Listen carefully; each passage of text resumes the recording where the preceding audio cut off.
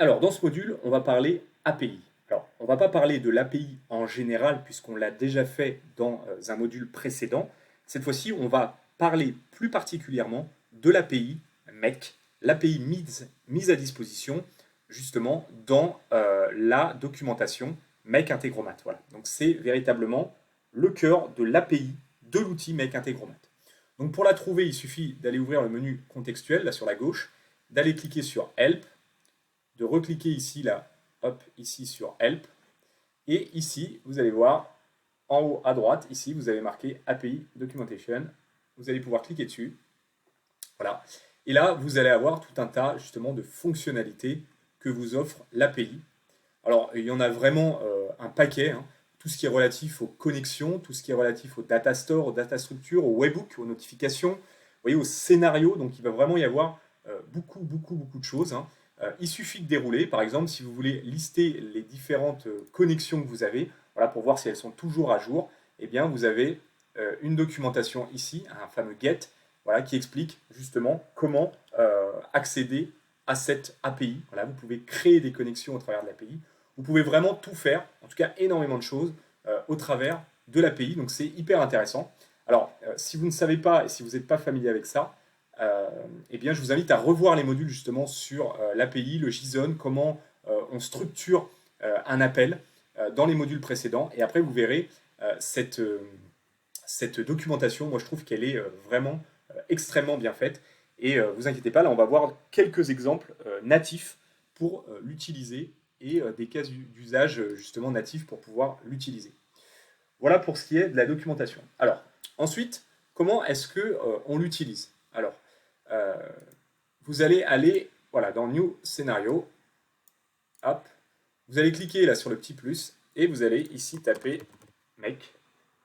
Et quand vous allez taper Make, ici, il va vous permettre de faire tout un tas de choses que permet notamment l'API de Make. Vous voyez, donc il y a vraiment pas mal de choses. Hein. Lister les webhooks, get a webhook, list connection. On va pouvoir récupérer des logs, si je ne m'abuse. Voilà, list scénario log, donc lister les logs des scénarios. On va s'amuser à faire ça. Regarder les différents scénarios, lister nos scénarios, voilà, actifs ou pas actifs. Donc vous voyez, il y a vraiment plein de possibilités. Alors pour ça, par exemple, on va s'amuser à lister tous mes scénarios actifs que j'ai dans Make. Donc en l'occurrence, il me semble que j'en ai seulement 3 qui sont actifs. Voilà, actif scénario. Voilà, moi je voudrais lister ces scénarios-là via directement l'API. Donc pour ça, je vais retourner dans mon create scénario. Voilà. Je vais aller taper Make. Je vais cliquer là-dessus. Je vais dire liste mes scénarios.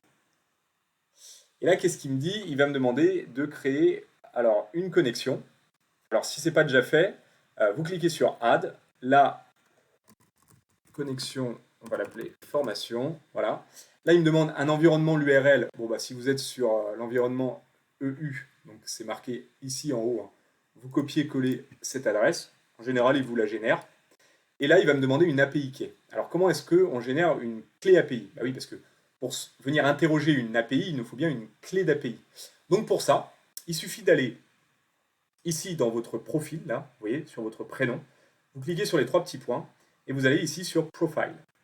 Voilà. Donc là, il me dit, voilà, est-ce que tu veux sauvegarder ce scénario? Non, c'est pas grave, je recommencerai. Et je vais vous montrer où est-ce qu'on crée justement le fameux token, le lien qu'on va pouvoir faire entre notre scénario et notre API Make Integromat. Vous allez ici, donc, une fois que vous avez cliqué hein, sur votre nom profile, vous allez cliquer ici sur API. Voilà. Et là, il va vous dire, bah, créer justement un token. Donc, on va faire add. Voilà. On va l'appeler token test formation. Voilà. Et là, on va pouvoir lui donner des droits d'accès. Là, par défaut, je vais tout lui donner, mais bien évidemment, c'est à faire en fonction des usages. On va faire Save.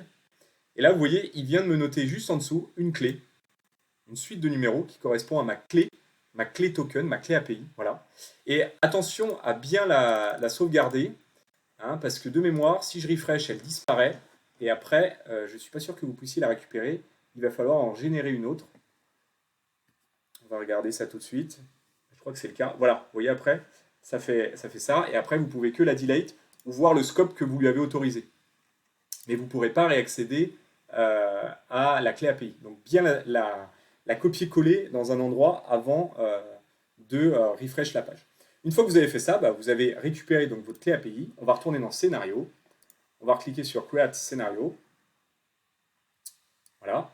Et ici, on va venir taper Make. On va lui demander de lister mes différents scénarios. On va faire Add. Là, on va faire Connection Test Formation. L'API key, c'est celle que j'ai donc copié-collé précédemment. L'environnement URL, c'est celui qui correspond. Hop. Voilà, ici, c'est celui qui correspond à ce qui est marqué ici. Voilà, on fait Save. Et là, normalement, il va me connecter. Voilà. Il va me demander mon organisation. Bon, en l'occurrence, j'en ai qu'une. Donc là, pour les besoins du test, c'est facile. Il va me demander mon équipe. Voilà, ma team ID, moi, j'en ai qu'une qui s'appelle My Team. Alors là, il peut demander un folder. Donc là, il va me répertorier les différents folders que j'ai. Je ne vais pas lui en mettre volontairement. Et moi, je vais lui dire d'aller chercher que les scénarios qui sont actifs, dans la limite de 10 ou aucun. Hein. On va laisser 10. De toute façon, moi, je sais que j'en ai 3. Et là, je vais faire OK. Et une fois que je vais faire un run, qu'est-ce qui va se passer? Il va aller me chercher, donc me créer 3 bundles avec mes fameux 3 scénarios, mes 3 scénarios, voilà, qui existent. Et on les retrouve bien ici. On a bien BDHP, notification mail, nouvelle facture, LMNP. Et le dernier, c'est suivi des clients. Voilà. À chaque fois avec tout un tas d'informations. Le scénario ID, on va voir après à quoi il peut servir. Team ID, voilà, dans quel team il est. Vous voyez, folder description. Voilà, il y a vraiment tout un tas de choses qu'on peut avoir justement, des détails qu'on peut avoir. Ensuite, ici, je vais pouvoir aller m'amuser avec l'API à lister les logs d'un des scénarios. Donc pour ça, je vais venir taper ici donc log. Voilà. Et là, je lui dis, bah, viens lister les logs de mes scénarios. Donc là, il me dit, OK, donne-moi l'ID du scénario. Donc là, vous voyez, typiquement, je pourrais le récupérer ici, scénario ID.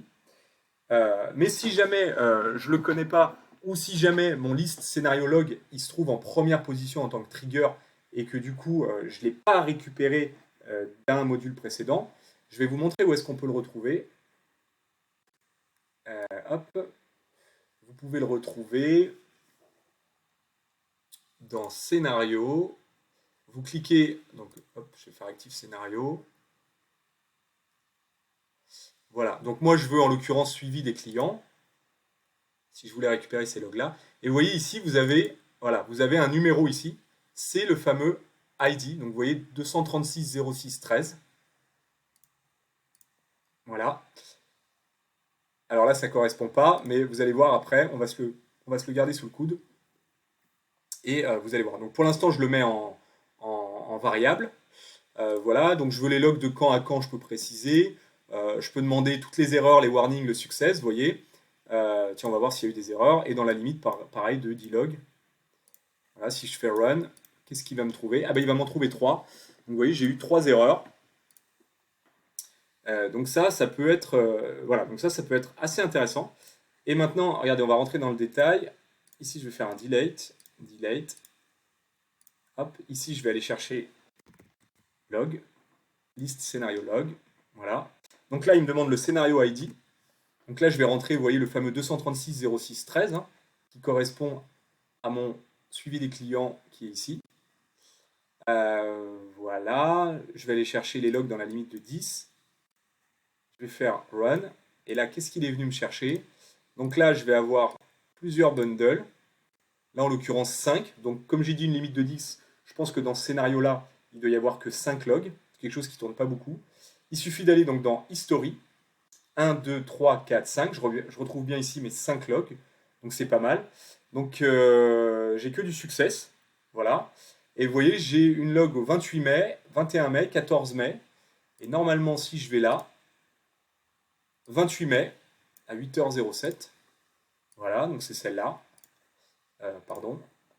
Là, je dois avoir donc du coup le 21 mai à 8h07, 14 mai à 8h07, 21 mai 8h07, 14 mai 8h07. Donc vous voyez, j'ai bien mes logs que je retrouve du coup directement ici. Voilà. Voilà, bon, c'est je dirais, une démo un peu rapide de l'API MEC, mais vous avez vraiment, aujourd'hui, vous êtes quand même familier avec les API. Vous avez vraiment possibilité de vous amuser. Voilà, n'hésitez pas à aller regarder la doc. Je vous dis, il y a vraiment énormément de possibilités. Et amusez-vous ou au travers, là comme on vient de le faire, du module Make. Voilà, vous pouvez vraiment tout faire depuis ce module-là. Ou depuis directement un JSON.